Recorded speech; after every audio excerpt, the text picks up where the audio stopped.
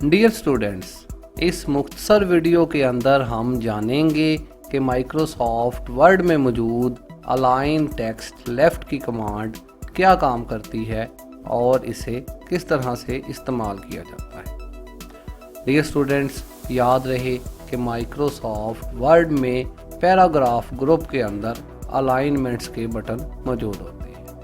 अगर आप किसी तहरीर को सेंटर, लेफ़्ट या राइट साइड पर मूव करवाना चाहते हैं तो इन बटन्स की मदद से करवा सकते हैं। डियर स्टूडेंट्स, यहाँ पर कुछ तहरीर लिखी हुई है।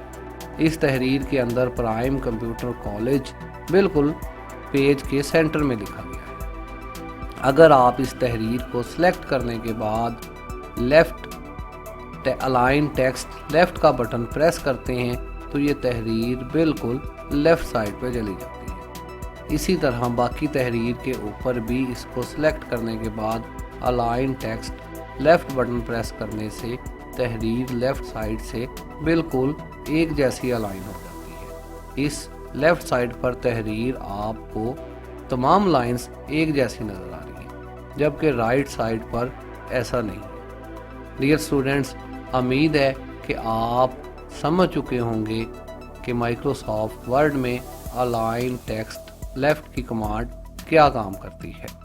शुक्रिया।